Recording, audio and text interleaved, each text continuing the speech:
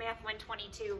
This is section 3.4, and this really is the last section we're going to do this semester. I misspoke on the 3.3 video, but this really is our last one. So the nice thing about this section is that we're actually going to apply some of the techniques that we've been learning and practice them. So this is actually being able to apply some of those properties. So we're going to talk about doing the one-to-one property, and we'll remind ourselves what that is, and then some simple exponential and logarithmic.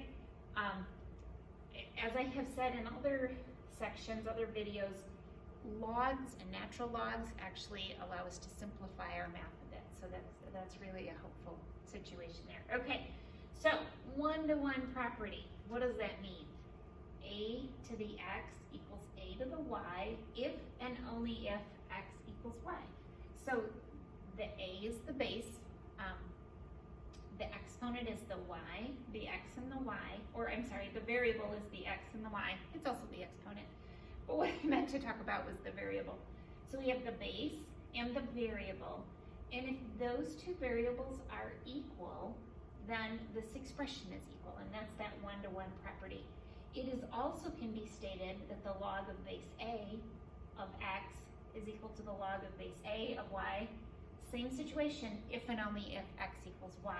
So if x equals y, then we know that this expression is equal. How does this work?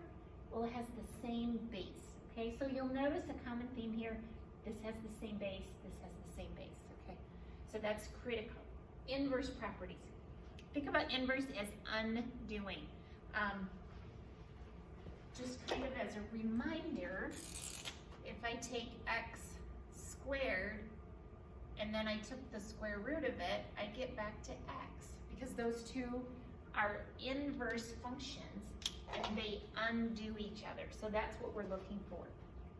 So a to the log base a of x is equal to x. So again, this base and this base have to match. Another way to write that is log of a to the x. So these two, again, that's a base and that's a base, and they have to match in order for this inverse property to function. Same as x squared and the square root of x. It's the same concept. All right, so let's try some of these. So the original equation, if I have 2x equals 32, I can rewrite that, write 32 as powers of 2. So what does that mean? Well, 2 to the 5th power, because 32 is 2 times 2 times 2 times 2 times 2. One of the things that would be helpful is if you got comfortable with those powers of 2. So 2, 4, 8, 16, 32, 64, 128, 256. Any of you that are computer buffs, those numbers all sound very familiar to you. So you're a little ahead of the rest of us. So what is x in this case? Well, x is equal to 5. That's that one-to-one property.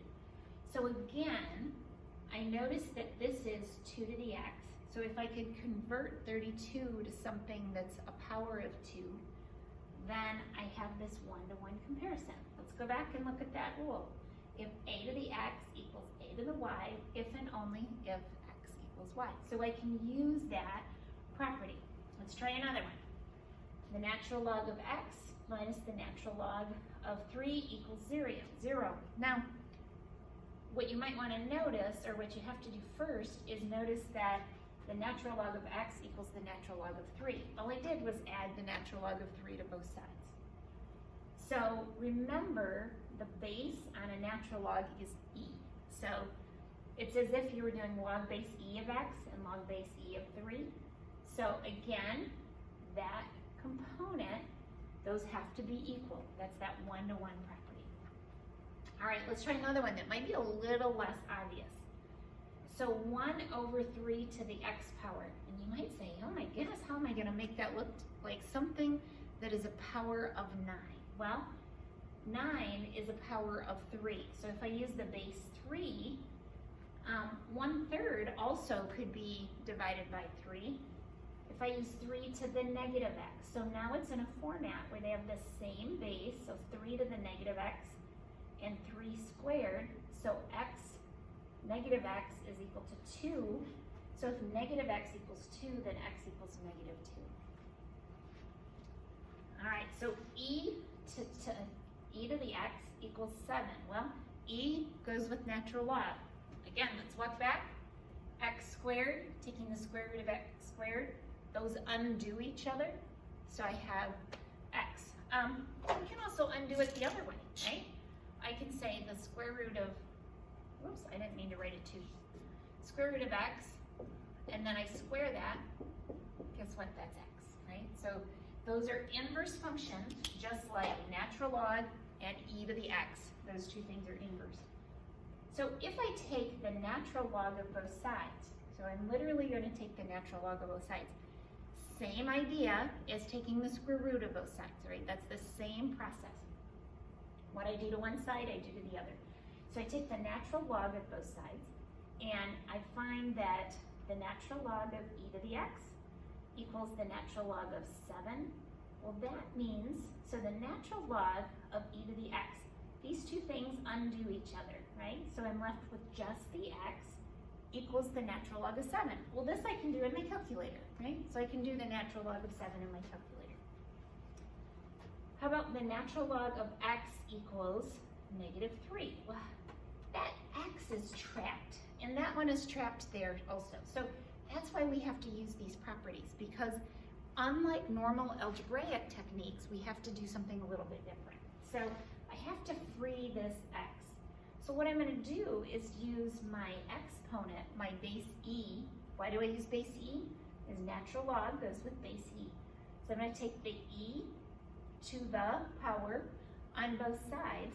So I have e to the ln of x equals e to the negative 3. Well, e to the negative 3 is just a number, right?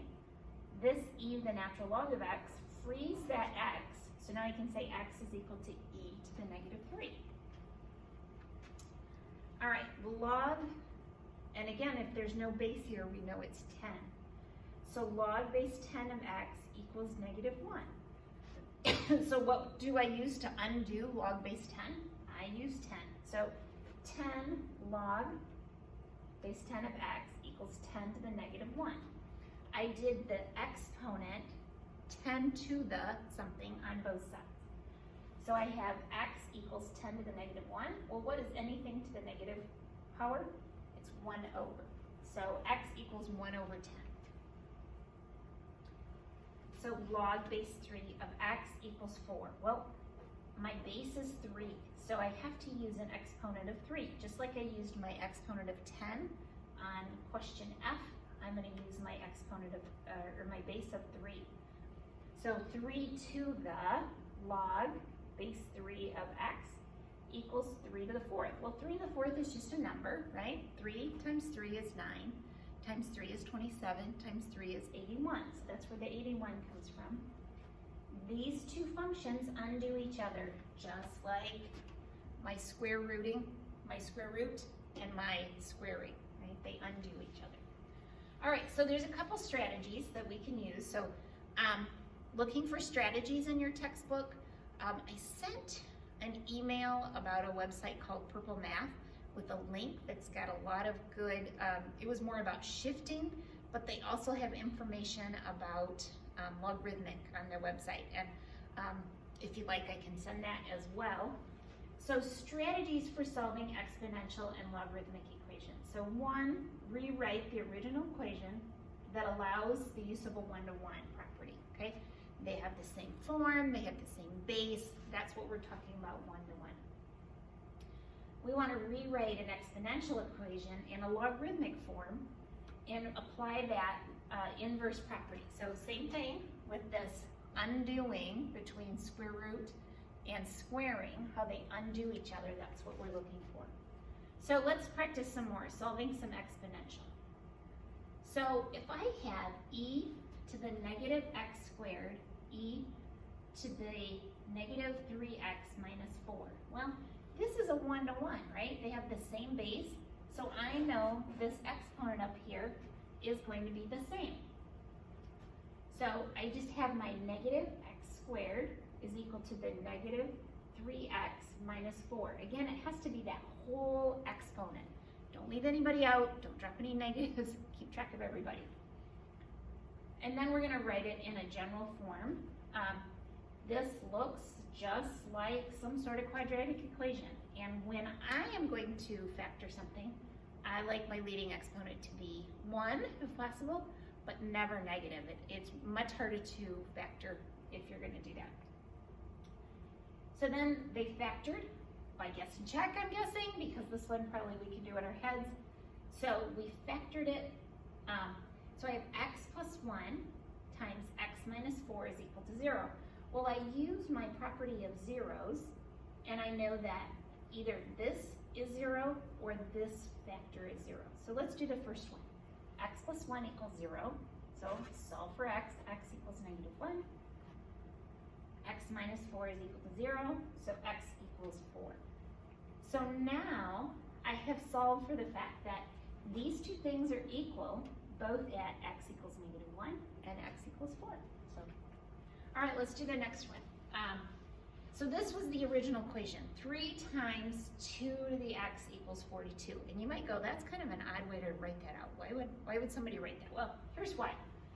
First thing I'm going to do is divide both sides by 3, right? Kind of simplify it. So I have 2x equals 14.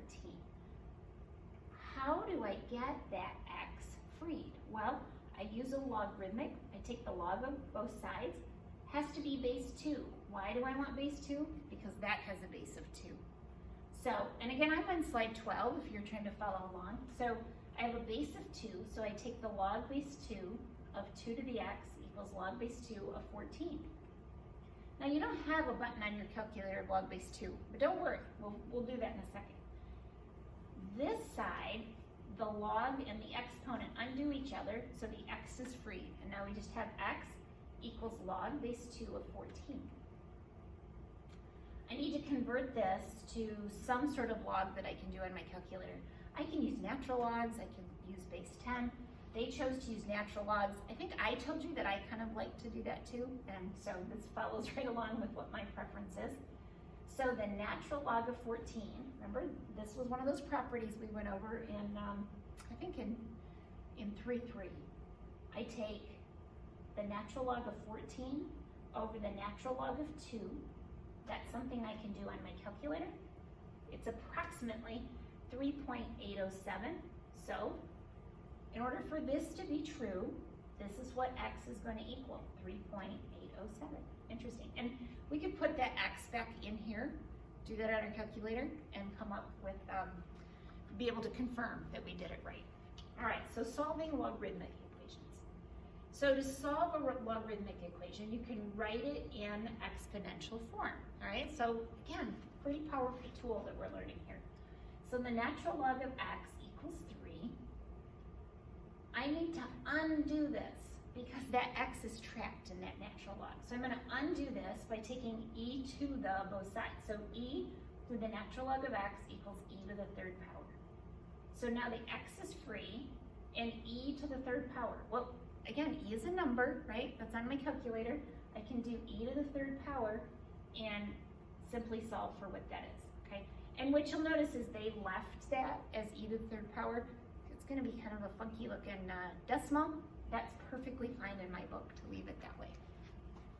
All right, so the natural log of x is equal to 2. Again, that x is trapped. So e, so I apply the e to both sides. What I do to one side, I do to the other. So I exponentiate, that's the word. We exponentiate each side. So e to the ln of x equals e squared. So x equals e squared. And again, that's perfectly fine with me to leave it that way. All right, this one looks a little more daunting, right? There's a little bit more going on. So let's see what we can do here.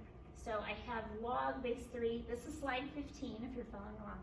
Log base 3 of 5x minus 1 equals log base 3 of x plus 7. Oh, they're both logs, same base. So I can use that one-to-one property to simply set the things in parentheses equal to each other. Oh, very cool. So 5x minus 1 equals x plus 7. Oh, now it's just an algebra problem. All right? and I can solve for x and find that x is equal to 2. Awesome. Let's try another one. This one has log base 6 of 3x plus 14 minus log base 6 of 5 equals log base 6 of 2x. All right, that's my original equation. Remember the property that said if these are the same, we usually think of it as breaking it apart, but I can also put things back together. So if I'm subtracting two components that have the same log with the same base, then it's really this term divided by the 5. So now I have log base 6 of 3x plus 14 over 5 is equal to log base 6 of 2x. Why do I want to do that? Because then I have it in a format where I can use my one-to-one property. So I have log base 6 of something, log base 6 of something. So these two somethings have to be equal to each other. Again, now it's just an algebra problem. I would probably cross multiply. Maybe just say I multiply both sides by 5. So 3x plus 14 equals 10x. Subtract the 3x from both sides. Divide by that 7. X equals 2. All right, applying it. You invest $500 at an annual interest rate of 6.75%. Let's write down these values a little bit so that we're keeping track of our numbers. So we have our formula, E equals P to the RT. P is my investment amount, my principal. My rate is 0.0675. And they want to know how long. So we don't know what T is. T is what we're trying to find. But it says for your money to double. So we know what A is. A is going to be double my initial investment. So that's $1,000. So instead of 500, which was my original principal, I want to see how long it'll take to get to 1,000. So A equals 500 e to the 0.0675, that was my interest rate, times time. Well, that value is trapped there. How do I undo exponents? All right, so again, it's equal to 1,000. First thing I would do is divide both sides by 500, simplify a little bit. So I divided both sides by 500, so I have e to the 0.0675t is equal to 2. So if I take the natural log of both sides, then I free this whole exponent, all right? Natural log of 2, that's just a number I can do in my calculator. So 0.0675t is equal to the natural log of 2. Now just do the algebra. So t is equal to the natural log of 2 over 0.0675. It's about 10.27 years. So a little over 10 years, your money is going to double. Pretty cool. And here's a graph. This shows how this exponential function runs here. All right, that is the end of section 3.4. Make sure you're asking questions. Don't wait and get bogged down in this material. Keep up the good work.